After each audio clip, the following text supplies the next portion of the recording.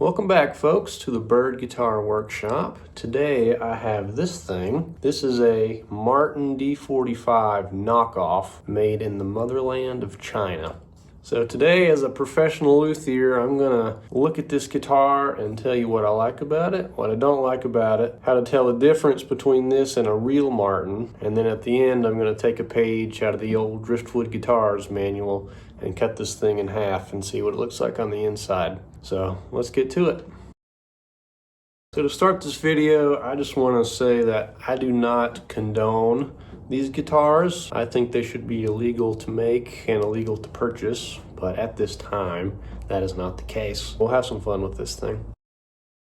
So I'm going to tell you up front, I paid about $250 for this guitar. And to be honest with you, for the price, there's actually a lot to like about this thing. The first is just the overall aesthetic of the guitar. I mean, it's actually pretty beautiful. They did a pretty good job of making it. The thing that impressed me most was just all the pearl work and all the miters and everything they did. They did a pretty good job. That's something you have to do by hand no matter what. There's no machine that can do that I'm aware of, at least. They got the setup pretty dang good on this guitar. The neck angle is perfect. They got a nice saddle height. The height at the nut feels really good. It's a good playing guitar. The frets are level. I've seen a lot of guitars for 5 times this price point that aren't built as well in terms of the setup. Also, the finish on this guitar is just about dead perfect. No flaws in the finish whatsoever. I'm sure it's a really thick poly finish, but it is quite beautiful. They also did a pretty good job on all the inlays, fretboard inlays, and the headstock inlays, and the rosette and everything looks pretty legit. And to my surprise, this is actually a pretty decent sounding guitar.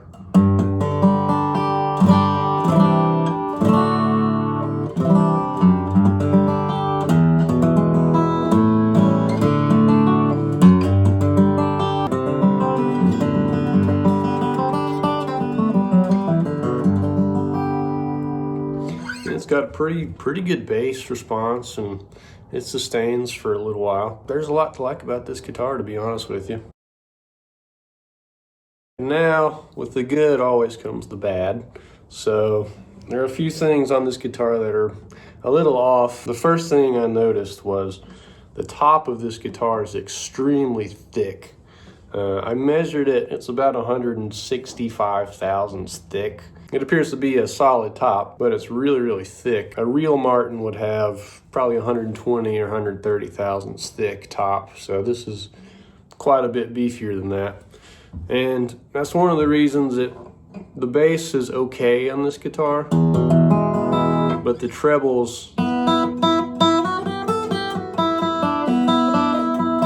they're kind of weak. I know the video probably doesn't.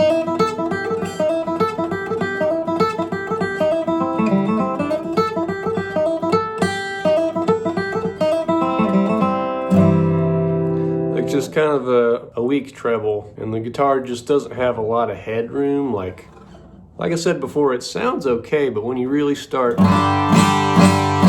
digging into it, it kind of sort of lays down on you. Not a lot of headroom on this guitar. It's hard to play loud. And another thing I noticed on the back of the neck, there's all kinds of sanding scratches. I can tell they just took an orbital sander and got those little, we call them pigtails, just sprayed right over that.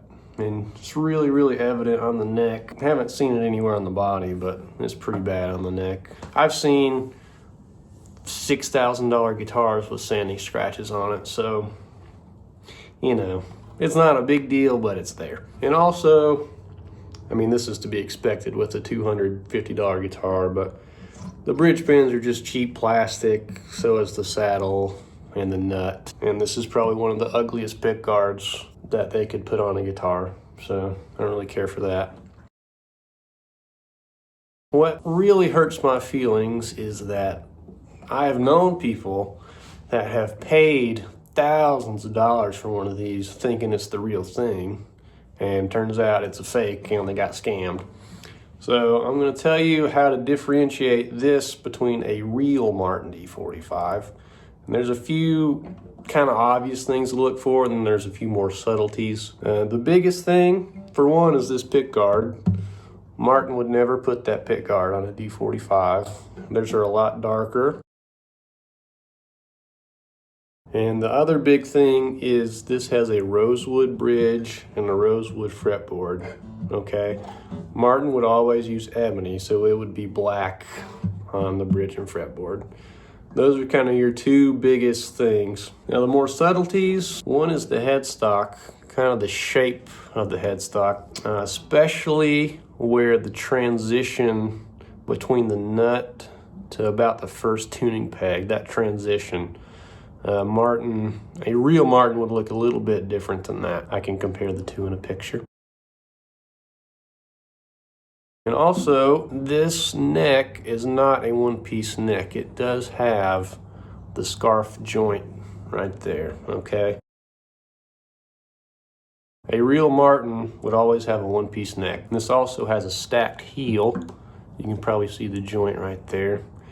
And that would not be on a Martin either. Another subtlety is the back strip, this decorative thing here.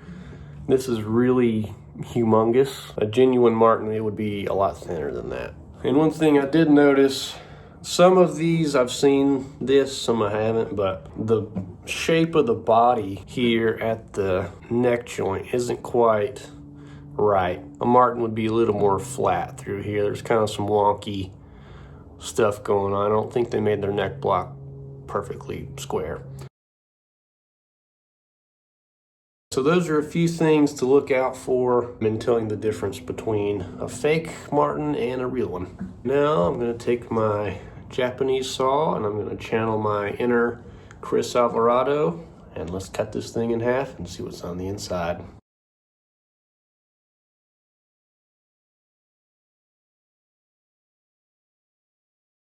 The guitar is in half, so let's check it out and see what we got. So we'll take a look at the back first. As you can see, I mean, they put the Martin logo on there, on the neck block, everything. Also found this floating around in there, didn't even see it. So that would have been kind of like that originally. But a real Martin would not have that sticker. So that's another dead giveaway. You can see a few little weird things like the, you know, that's kind of wonky looking. The kerfing's a little screwed up there. And the strip doesn't go all the way to the neck block, which is kind of weird. But yeah, I mean, the brace ends are tucked, you know, pretty decently. No glue squeeze out, relatively clean, I guess. One thing I did notice, it is a plywood side. You have your veneer on the outside, veneer on the inside, and then in the middle, you have a thicker veneer of, I don't know what kind of wood, something cheap, I'm sure. But the braces do appear to be spruce, relatively quarter sawn, maybe not perfectly, especially not that one, but you know, for 200 bucks, it's not the worst I've ever seen. And also, yeah, the grain on the inside of the back does not match the grain on the outside. The tail block is made from plywood. And you know, I've seen a lot of high-end guitars with plywood blocks, so not too bad. So we'll take a look at the top. Here's the top, and we got a lot going on here. The first thing I noticed was this dark color here in the middle. Got like some hard drips. It almost looks like they just took epoxy and just slathered it everywhere. Kind of strange. Got a massive bridge plate with a lot of scratches on it. The braces, I mean, it's a scalloped X-brace guitar, which is probably why it didn't sound too terrible. I noticed that the grain orientation is wrong on these two braces. They put them on sideways. But other than that, they got them right. This bridge plate, I don't know what that is made out of. It looks darker on camera. In real life, it's a almost orange kind of color. Not quite sure on that. But they did tuck the X brace and the transverse brace into the kerfing. So I'll give them that. But just the joinery, you know, like you see big gaps here, and they covered the top of the X brace. You can kind of see in there's There's a little gap. It's not the biggest deal in the world. Yeah, the braces aren't fit very well. Like you see a lot of little gaps here and there. They didn't cut those quite right. And yeah, super scratchy bridge plate. A couple of look like locating dowels, which, you know, nothing wrong with that. No hand chiseling or nothing at all, which I didn't expect it to be. Now we got the dovetail neck joint, which is actually fit pretty darn well. A lot of people think that cheap guitars have bolt-on necks and only expensive ones have dovetails, but they cannot be further from the truth. Some of the cheapest guitars ever made have a dovetail neck, which is very much the case here. So there's the top. All right, folks, I hope that gave you some good insight into a Chinese knockoff Martin guitar. If you want to buy one of these, by all means, have at it. But now you know what you're getting a little bit more. Yeah, my final thoughts are, honestly, for the price point, it's not terrible. I've seen a lot worse for a lot more money. I hope you guys enjoyed that video and maybe learned a thing or two. I'll see you guys in the next one. I think the trebles are more balanced now.